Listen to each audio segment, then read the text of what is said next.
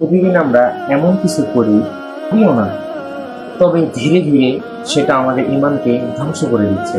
রাসূল সাল্লাল্লাহু আলাইহি ওয়াসাল্লাম বলেন, মানুষ সকালে মুমিন হয়ে উঠবে, কিন্তু বিকালে সে কাফির হয়ে যাবে। তুমি কি জানো আজ তোমার ঈমান ঠিক আছে তো, নাকি তুমি নিজেই ধ্বংসের পথে?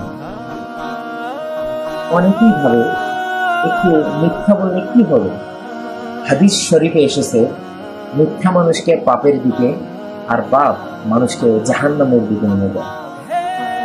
আজ যদি তুমি একটু মিথ্যা কথা বলো, তাহলে সেটা কাল অভ্যাসে পরিণত হয়ে যাবে।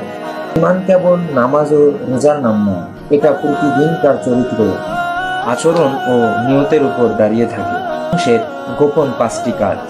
নাম্বার, গীবত, যা অপরের পিছনে খারাপ বলা।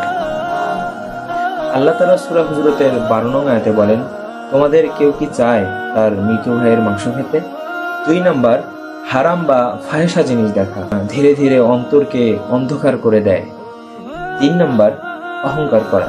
হুজুর সাল্লাল্লাহু আলাইহি ওয়াসাল্লাম বলেন, যার ভিতরে এক বিন্দু অহংকার থাকবে সে জান্নাতে প্রবেশ করতে পারবে না। 4 নাম্বার, নামাজকে হালকাভাবে দেখা। যারা অলসতায় নামাজ ফেলে রাখে তাদের কিয়ামতের দিন অন্ধকার হয়ে।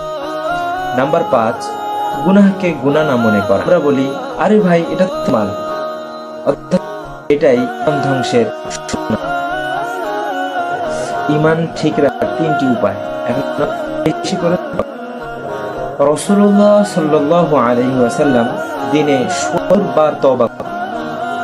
2 নাম্বার, ভালোদের খারাপ পরিবেশ ঈমানকে ছুঁয়ে নেয়। প্রতিদিন অন্তত 5 আয়াত কোরআন তেলাওয়াত করা, অর্থ জানা, কারণ কোরআনই এর ঔষধ। তোমার ঈমান একটি আলোর মতো, তার জানা নিলে। তাই আজ থেকে প্রতিদিনের ছোট ছোট থেকে বাঁচাও, কারণ একদিন হারায় ধীরে ধীরে নিঃশেষ হয়ে যায়। কেয়ার করো যদি কারো রক্ষা।